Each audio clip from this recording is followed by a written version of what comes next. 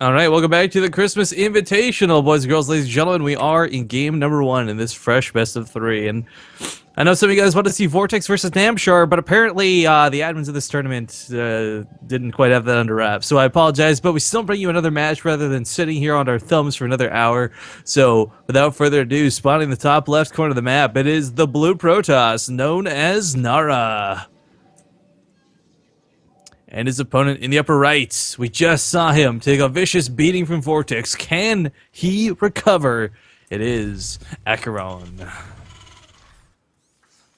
So this is the losers series of group 1. Looks like Nara did lose 2-0 to, 0-2 to Namshar. So the winner of this basically goes on to fight the winner of the other series and to see who advances out of the group. Again, there's 8 group stages in total, guys. This will make for a pretty awesome round of 8 for, I believe, tomorrow. I'm not quite sure how far they go today, but yeah, it should make for some good stuff for sure.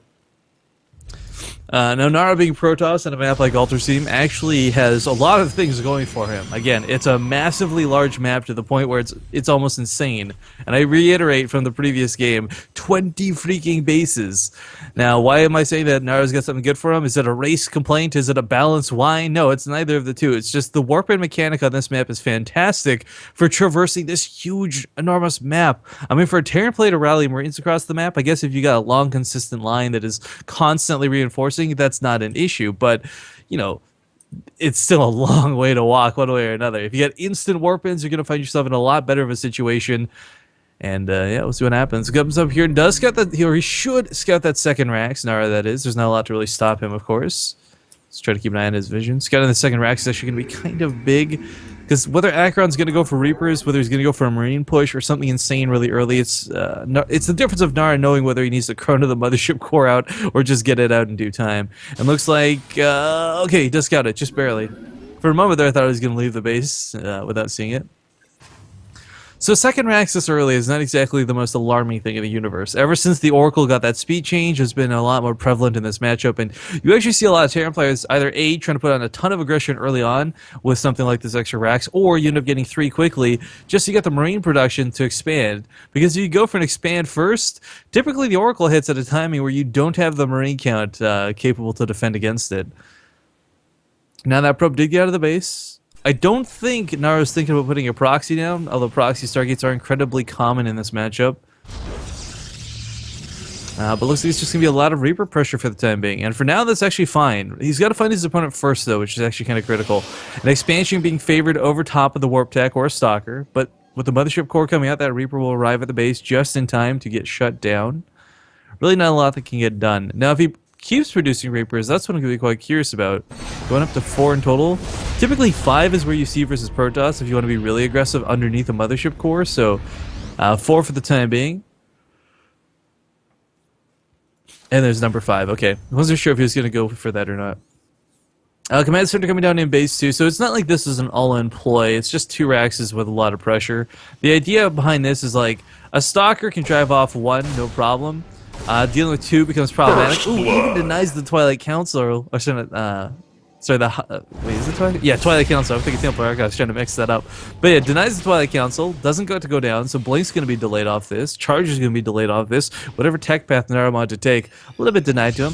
With that 4th Reaper coming in as these combat drugs kick in, the Reapers can go in and snipe off the Stalker, guys. It's weird to consider, but can it actually happen? Aqueron could get some pretty nice damage here in the early game. Mothership Core, of course, can't be touched by any of this as it is in the air, but that being said, it's got a lot of damage. A lot of people underestimate it. It might only hit for 8, but it hits really quick, and Reapers, they can outrun it, sure. Just, I guess, depends on your control. If you could somehow bait out an overcharge with these Reapers, that'd be pretty cool, too. Stim has been started behind this, so he's not looking all in again, guys. He's just 5 Reapers of pressure is a really nice amount of pressure. Unfortunately, loses a Reaper for no gain whatsoever, and that actually really kills the potential damage of this. Reapers are this. They don't snowball easily, but they're required to snowball to be really effective. With only 4 Reapers, there's actually not a lot he can do. He can try picking off a Stalker if it's alone randomly, but that's not going to happen. Looks like Probe will die in the natural base of Aqueron. So the first thing... Well, actually, the Reaper died, never mind. Really quick Templar Archives, I must say. I'm really curious on Nara's choice for this. I mean, quick storms are not bad per se, but you usually pair this up with charge lots because storms alone are not enough to rely on. You can try, I guess, and maybe if you get the best ghost use storms in the world, then it's not an issue, but Nara is going to have something other than just pure storms. It's really not difficult either, too. Like, for a Terran player who, like, Aqueron, yeah, he deathballed a little bit against Vortex in his previous series, but one thing he had was, you know, he would always pre-split. He'd have his mines positioned quite nicely. I wouldn't be surprised if he was pretty good at storm dodging, in all honesty. Sadly, has not seen anything behind the mineral lines in quite some time. So has no idea this is here. Ooh, Scan does catch it, though. Single biggest thing about the Scan, oh, even seeing a chrono boost on this. So he's got to be like, wow, those are some really fast storms. And this is because, oh my god, is he going to do storm drops? Is that why he's chronoing these out so quick? This could actually be really cool. Nara with the special tactics that this is going to work. I say special a little bit jokingly, but this is actually legitimate. As oftentimes, you know, you've got that big clump of SCVs and mules at your natural base. So you're not going to see this coming for a while. And if he gets there quickly, yeah, it looks like it will be for storm drops. This is really cool. So Nara, now he's going to get the forges down to make up for that lost time. This is something that I can only best describe as gimmicky, because look what's coming outside his front base. This is typically why you don't rush across the map with this, because he's going to rely purely and entirely on a photon overcharge to hold this. 3 stalkers is not going to engage this army. This marauders here, stims finish, overcharge does go off, but look at this. You can just try and skirt around it. Nara can't pop off of that second overcharge if necessary. Has to make sure he does it soon though, because the Marines can get right on top of the mothership core. Now being driven back from this, time warp does go down, but now the army pushes towards the natural. Will the storm drops be good enough though? There's not a lot of SCVs here. Nara's going to have to go for the main. A storm drop at the natural will not cut it. It will not suffice. Natural base of Nara has been absolutely eradicated, though the probe's been pulled off the line, but the damage is going to be done. The Immortal will get in here. Looks like he will try and clean this up. I think the focus fire might be a little too much. That Nexus is actually somehow going to stand. Meanwhile, in the main base of Aqueron, storms are about to be laid down, and the hurt is thrown. The Archon is warped in, or merged, I should say, not warped in. 11 kills for Nara, 9 kills for Nara, 11 kills for Aqueron, not too shabby. Archon going to do a little bit more damage. He even picks it up with the Warp Prism to get it on out of there. Looks like the Nexus, in the meantime, did hold at Nara's base. Again, not too unsurprising. It was going to be a little bit dicey with those Marines, but the follow-up push to this is quite scary. There's Immortals, there's Charge Lots, and, well, actually, no, sorry, not Charge Lots. Charges on the way, but there's Zealots, there's Stalkers. Quite frankly, Aqueron is in the same awkward situation he was last game against Vortex, where I look at his base, and it's like, where is your army? Yeah, I like that pun in chat out of Uber Mike. Yeah, if they were playing on Aqueron Waste, this would probably give me a headache trying to say Aqueron. I just feel like super Asian. Looks like Archon, though, will be coming into Aqueron. Oh god, that's even worse. Archon, Aqueron. The Aquerons on Aqueron Waste. Anyways, he's going to start picking off the mineral line here. This is, of course, to draw the attention of Aqueron away, but if Aqueron responds to the natural, his main is wide open, so pulls SCVs to deal with them, and unfortunately, SCVs don't do too well with an Archon. It does deal bonus damage for some power and splash. Big push into the main as charge completes. That timing was a little bit too good, and while there's no storms available, actually one storm available, this is going to go down the bio, will go down on the SCVs. Good splitting out of Aqueron. Like I said, guys, he's got the skills to pay the bills, just not the macro to Tango? I don't know. Anyways, looks like this will end up being the end of the game here. All the SCVs are pretty much dead, down to 9 workers.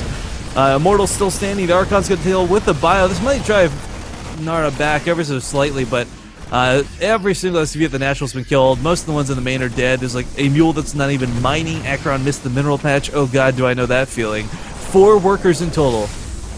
And this mule's not mining. Oh god, that's painful. Big warping. Additional zealots coming in.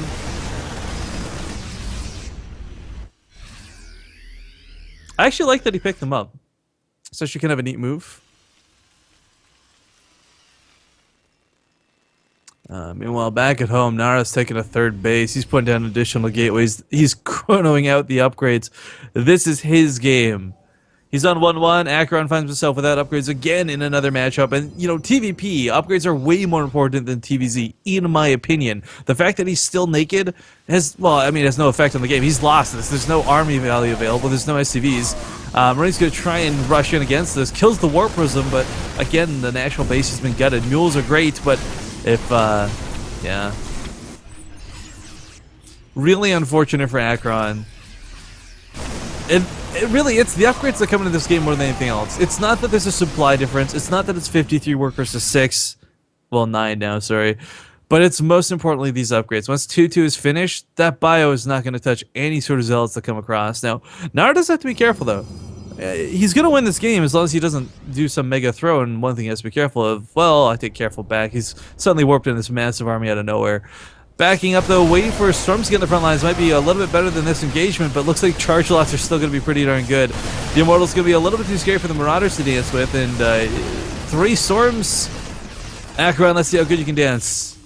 It's like a custom game at this point. You get like the Micro Master Tournament. Like you just gotta, you gotta somehow win.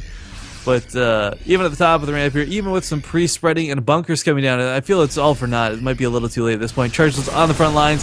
Storm's going to go down on the right, on the north, and unfortunately these medevacs are now dry. Every single unit goes down. It looks like game number 1 finally being secured by Nara. Good game is called. Woo!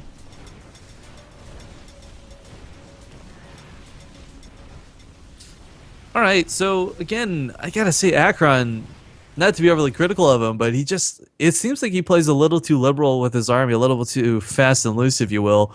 Because that's basically 3 games we've cast of this young budding Terran at this point, and every single game, he makes the right moves, he's got great control, he splits like a boss, but then finds himself without an army.